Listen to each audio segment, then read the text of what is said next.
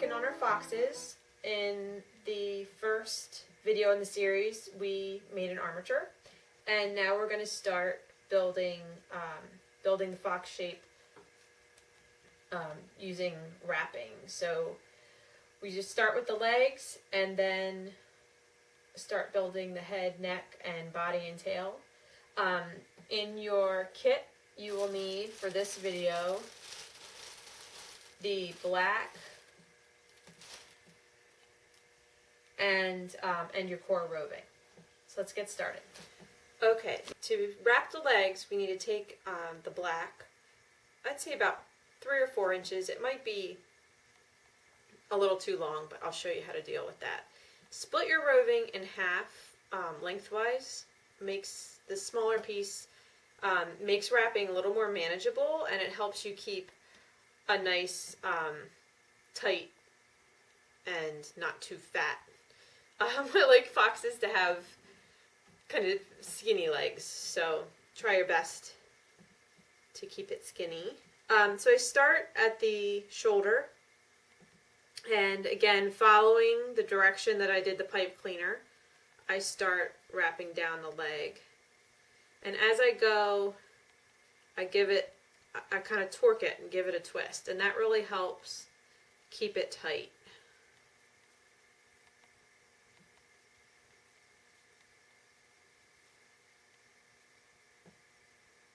Okay, and when you get to the foot, you want to bring your wool forward as if the armature were longer and you were going to keep going down. And then go around the tip of the foot. And then this time, angle it backwards. Whoops, I just slipped off. Because that's what happens. The wool wants to slip off if you don't angle it back. And now I have a bit much, so I'm just going to pull the extra off and then finish this out around the foot. And then using a single needle, just make sure that that the wool is secure. It doesn't take much. If you wrap tightly, it doesn't take much felting.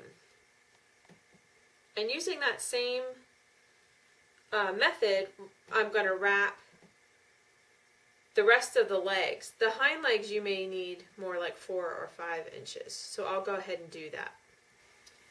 Okay, I'm sure you found that very easy. And you have 4 tight, skinny little fox legs. So we need to start getting some wool on the body, and you're going to take your core wool. I'm going to start with about a 9 or 10 inch piece. And again, I'm going to split it in half lengthwise. I would rather build up slowly and accurately than add too much wool at once. This is comfortable for me to start in front of the hind legs and move forward.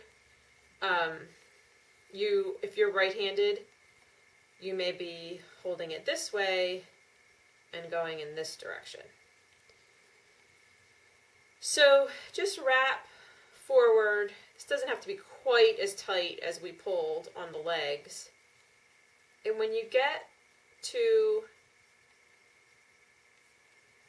the front end of his body, we want to crisscross over his chest to start to get some wool on this area. So the way that I do that is I come up and I go over a shoulder. It doesn't matter which shoulder or even really what order you do this in, as long as it's symmetrical. So go over a shoulder and cross to under the opposite armpit. And now I need to go over his back so that I can come from the opposite armpit, cross up over the opposite shoulder. And then this extra I'm just going to wrap around and finish off. And felt a little bit so that it's secure. Oh, I'm using my new, I think they're 40 gauge twisted needles, which I really like, and Sarafina Fiber Art will soon offer these, so you will hear about that.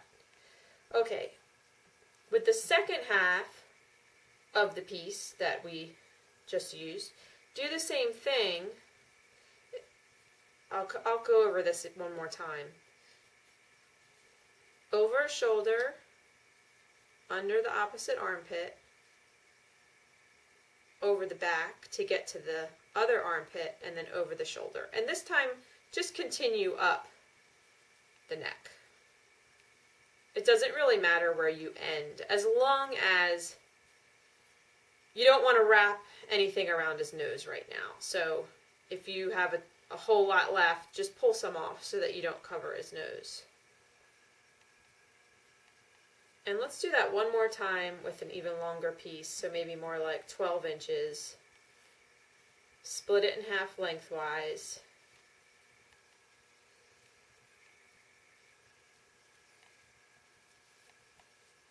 Come forward from the back.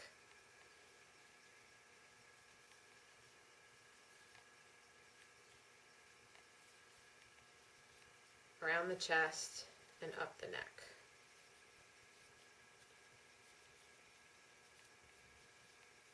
Okay, hopefully you have something that looks like this.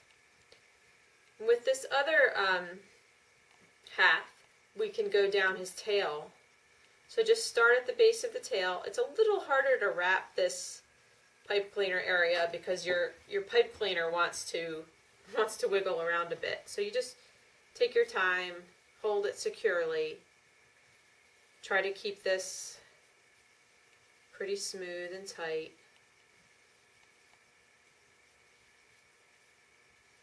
I'm going to put white on that last half inch of his tail, so when I get there, I'm kind of angle back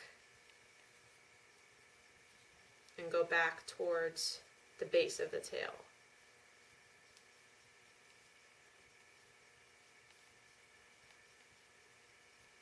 If you want, you could split that piece in now that we've done it, you could split that piece in half and just go from here out and then from here out again. It's a little tricky to go out and back. It's just harder to keep it. Whoops. Don't want to break my new needles. Keep it consistent. Yeah, don't forget there's an armature in there. So you have to felt a little to the outside. Okay, that's where we are right now. Okay, before we go, I think I have time just to, I'm going to use the white in the kit, and this is a bat, not a roving, so it's not as linear, but it's still aligned, so you can still pull an amount off, and it'll be ready to wrap. So I've pulled a piece off that's about 3 inches long and maybe half an inch wide, and I'm just going to go around the tip of the tail with the white.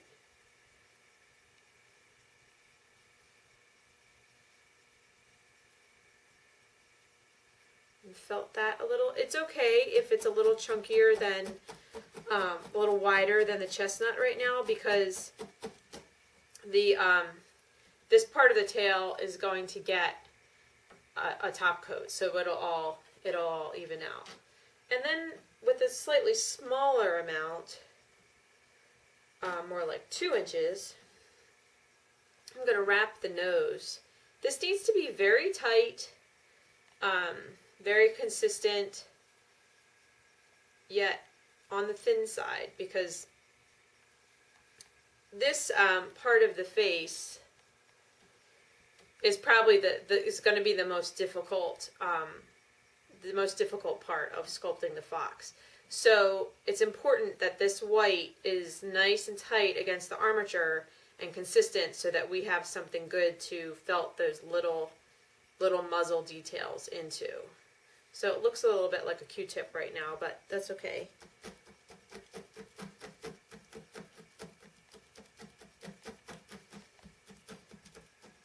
Just felt that on.